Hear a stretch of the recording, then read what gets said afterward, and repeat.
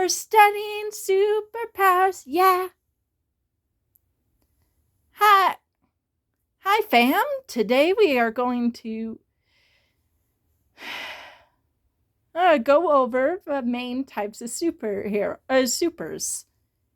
Now, every comic book or TV show or movie or whatever, or book or story or whatever, famous super, they seem to have their own guide as to how they categorize the types of people with superpowers, which is fine, but some of them are rather confusing, and this is my own version based that I have own version to kind of just use in general for regardless of who's making what, whether it's DC, Marvel, or Disney or whatever, or somebody else, or I don't care, but something that works for just a generalization. And, it can still change from world to world, but it'd be different. This is just my way of classifying them. Superpowers, and you guys can feel free to put in your own opinions and help me update or adjust my my classifications and stuff. Well, in this episode, we're just going to be going over the main types of supers. Now, vocabulary for me. Supers is my word for just for anyone with superpowers, just like they call them in the Incredibles. Some might call them superhuman, some might not. But downright down. Here it's our. But yeah, that's our. I'm just gonna call anyone with superpowers, hero, villain, whatever, but not necessarily a superhero or supervillain. But if they got powers that aren't natural or normal for a human being, and I'm not talking about super intelligence. There's a bit of debate on that. We might do an episode on that debate later. I don't know if I'll do that or not, but yeah.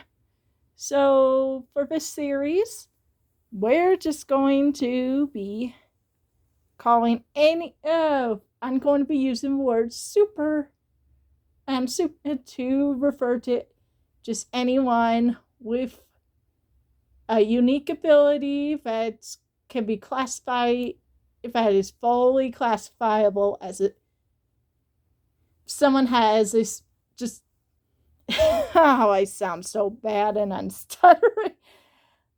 Oh my, this is probably gonna be my worst video, but in my defense, it is my first. Anyways, supers. That's my the word I'm using for anyone with powers. Straightforward. Alright. Straightforward, simple. Anyone's superpowers is a super hero, villain, or something else. That's what they are. Not all superheroes has supers. Not all supervillains are supers, and not everyone with powers who's a super is a hero or a villain. A superhero or a supervillain or hero or villain or whatever. Now today we're going over my guide to different types the main types of superheroes based on where they get their powers. Other days we're going to be classifying and categorizing and the actual powers. Like one of my personal favorites are I have this whole chart on different types of shapeshifters I'm working on, but I'm going to make a later video on. Because honestly, they call everybody who's shape change a shapeshifter, but they're not all the same. I mean, you get characters like Sandman, but then you get that can kind of shape themselves into whatever, but they kind of turn themselves into some particle first. Then you got shapeshifters that just turn into whatever and don't need to make a certain transformation before they do that. And then there's ones that can only turn into people, only ones that can turn into certain types of animals. It's a big mess anyways. That's not this episode, so I guess I better stop talking about that. Nope, today we're talking about different types of supers based on how they get their powers. So, my first category is alien. So straightforward, just like Superman. Or Megamind. Well, Megamind's technically not a super, but well, he's a superhero. So, anyways, as an example of it. Or Metro Man. Let's see. I think Starfire from DC is technically an alien. I'm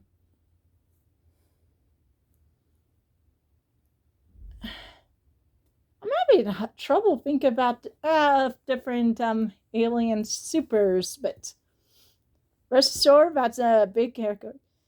And basically, alien supers are any super from another planet. And you could even be an Earthling born on Earth and still be classified as an alien if you're not currently on your home planet. Basically, if you're not on your home planet, whatever planet you were born on, then you're an alien, and you're on a different planet, you're an alien. So if you get, and some people in these, they have powers because that are unnatural for Earth people, but normal for people from where they're from. So yeah, alien. So, straightforward, simple. Oh, next, we've got our mutants. And I know what a lot of you are thinking. You're thinking X-Men. And because they're all called mutants and stuff, and that's cool. But it seems like X-Men, mutant is kind of used more like a slang term for anyone, almost anyone with powers, but not, because, well, they kind of refer to anyone who's born a super, born to just get those powers without anything happening or whatever. Which is fine, I guess. But it gets confusing, and me, I'm a little more of a science nerd, and when I think mutant, I think of genetic mutation. Mutation. Makes perfect sense to me. And people aren't necessarily the only ones, and there are some genetic mutations that do absolutely nothing to you, and some that cause serious conditions, and I guess in the universes of superheroes, some that grant you superpowers. So mutants, in this chart, when I refer to mutants, and these are mutant supers, not all mutants, because, like again, when I think of mutant, I just think of anyone who has a genetic mutation. And not every genetic mutation is going to give you super cool superpowers. Some of them are going to give you a health condition. And some of them are going to do absolutely nothing. And a few might give you a cool look or whatever. But yeah, mutants. So if you have a genetic mutation, whether it's through the womb, or when your mother or birth mother or whatever's pregnant with you, or if it's after you through environmental whatever, or you went as far as going, or some scientist experimented on you, whatever, you, or a spider, genetically altered spider bit you and somehow your DNA got changed a little bit. Odd, you're a mutant. Your DNA gets altered a little bit, you're a mutant. Straightforward, simple. So we got our alien supers, and like it also, not all aliens are supers. Some would just be regular old people who are so happily from another planet. But anyways, supers. So far we got our aliens and we got our mutants from another planet. Genetic mutation. And you can have, and on this list, it's possible to be more than one of these. You could be an alien mutant, or just a mutant, or just an alien, or just one of the one things I later put down, or a mixture. This is, yeah, you could fit into more than one. You will, some superheroes will, and supervillains and just supers are going to fit into multiple categories. Now, my next category is natural. So, we got our naturals, natural supers. And those, if you were born a super, even if you don't get your powers haven't activated or whatever, and I don't mean born to later go through some genetic mutation to do it, you are a natural. So, also known as birth supers. And some mutants will be natural. Even though it doesn't sound like they should be naturals, they are. Because they were born. They had him. I'll call them naturals because they got. If they were born with it, born with something, even with genetic mutation, yeah, they naturally have. So if you inherit it from your parents, now, so basically you were born that way. Now, I will add a specification. True naturals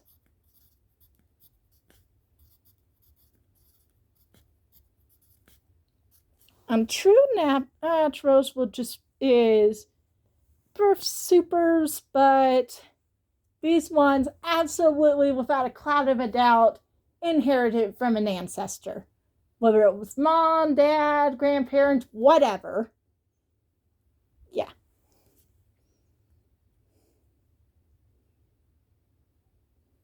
So, no genetic mutation. True naturals are not mutants, but some naturals would be mutants.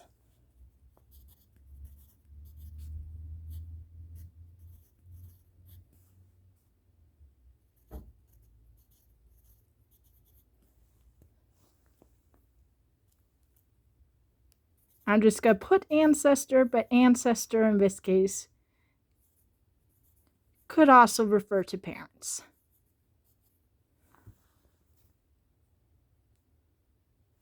All right. Raven Baxter from That's So Raven and Raven's Home? Yep, I'm going there. Sure, they don't call her a superhero in the show or anything like that, but she's got powers. She's a nice, fun-loving psychic. I cannot pronounce that word right for the life of me, but you get me. She inherited it from her family. It got it from a family member, and her son got it from her. I've completely got the past. So yeah, she would be a true natural super. And then we're getting into a little more complicated. Finally, we've got our artificials, and I knew I spelled that wrong.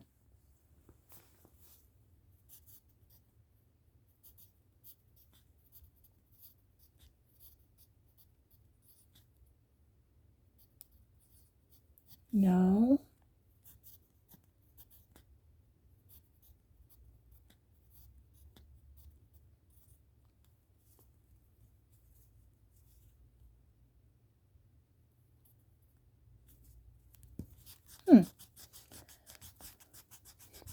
For the life of me, I can't spell the word artificial today. That's embarrassing. Not so embarrassing, but I'm going to have to edit it out.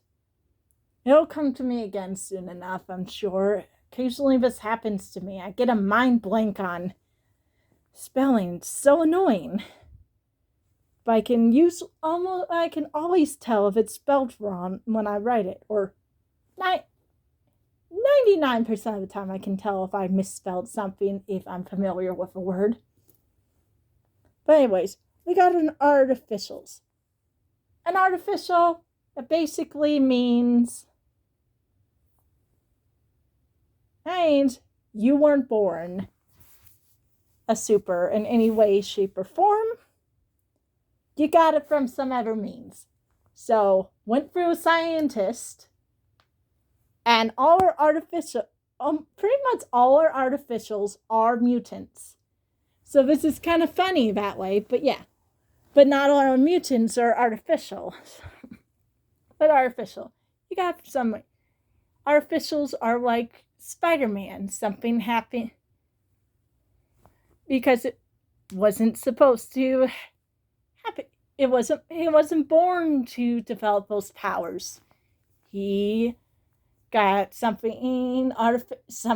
artificially got his powers are artificial. They came through a genetically altered spider.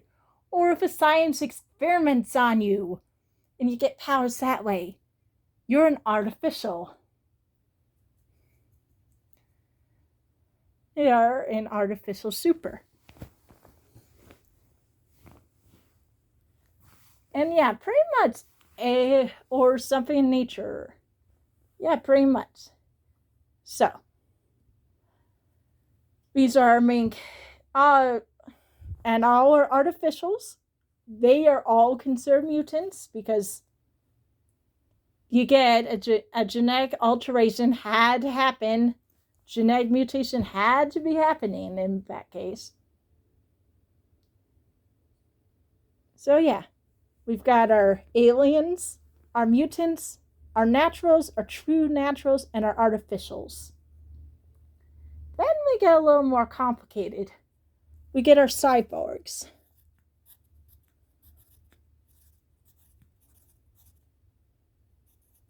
And basically, that's anyone with a genetic limb. With genetic limbs or a genetic brain, genetic powers of a brain. I mean, not genetic, robotic. So robotic arms, robotic legs, robotic heart, robotic pieces of heads, little chips, bionic chips. Yeah, pretty much yeah. If you got robotic parts and you're stuck then you're cyborg. Now that doesn't mean I necessarily consider somebody who temporarily puts on robotic extensions and plays around with them is a cyborg, but if they're constantly putting them on or wearing them 24/7, either wearing them 24/7 or constant, or put them on like daily or something, then yeah, I'd consider them a cyborg when they got that. Yeah. Then we got our robots. Absolutely nothing genetic like that. You're technically a machine, but you've got something. You've got a soul. You're not truly a machine. I mean, robots nowadays, all robots are, but to be a true robot super, you gotta actually be somebody. You can't just be a machine that looks like a life form or anything. You gotta, I'm sure you guys know what I'm talking about. They refer to it in all kinds of media all the time. I don't entirely know how to explain it, but you all know what I mean. And let's see. Do we got any other kind that I didn't cover?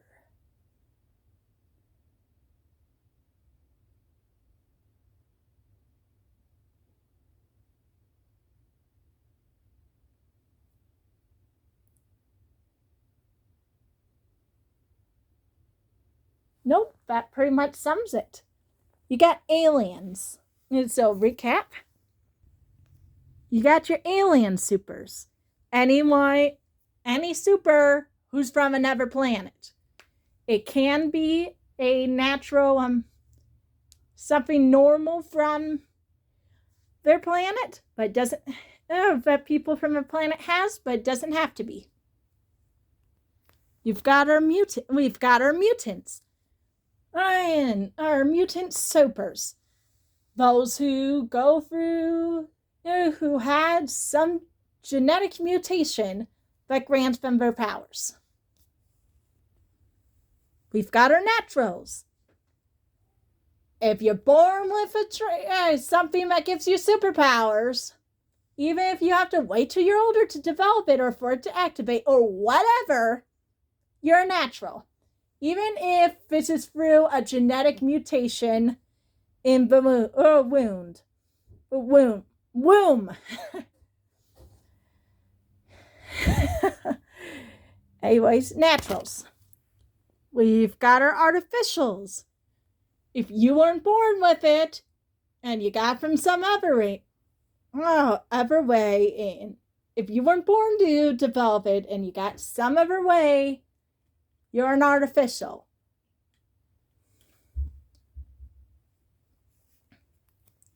If you're a super, okay, and we got our cyborgs. If you're a super and your powers come from your robotic parts, you're a cyborg. You're a cyborg super. And finally, we got robots. If you're a robot, but somehow you're somebody, and you have traits that most people do not have in your programming or whatever, you're a robot. You're a robot super. But you actually gotta be somebody. Actually be somebody if you're in order to be classified as a super if you're a robot. Otherwise, you're just flat out a machine. Oh, and I've just realized there's one more type I got. This one I'm calling Lab Rat for now. You guys can comment below if you got a better name for this. But basically, if you're alive and you were created in a lab and you weren't born, nothing was natural or normal or whatever, be it a unnatural cloning or whatever, you're some freaking nature that some scientist created and you weren't there before the scientist did whatever. Yeah, we'll call you a lab rat. You're a lab rat super. And now it's possible to be more than one of these. You could be a mutant alien. You could be a natural mutant. Meaning you were born with a genetic mutation. You could be a true, and also you could be a cyborg alien. You could be,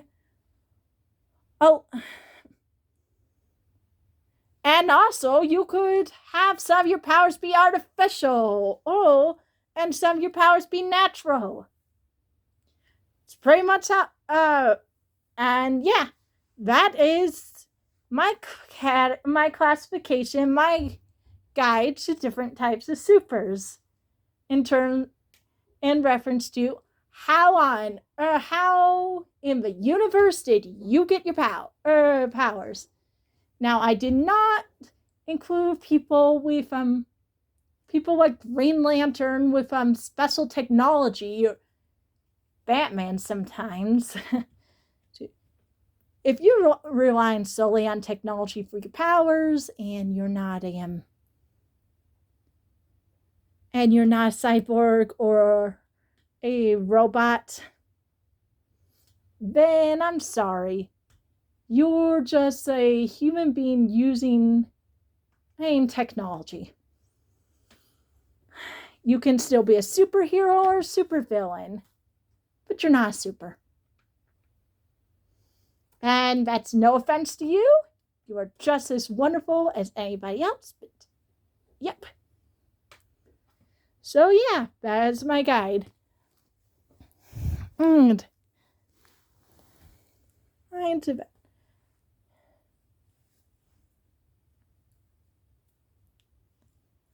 And next week, I'm going to be talking more about the different types of superpowers and doing more to classifying the actual powers and less of the supers themselves.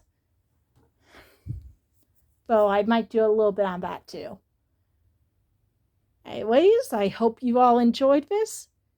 Sorry that it's a little messy and not very professional.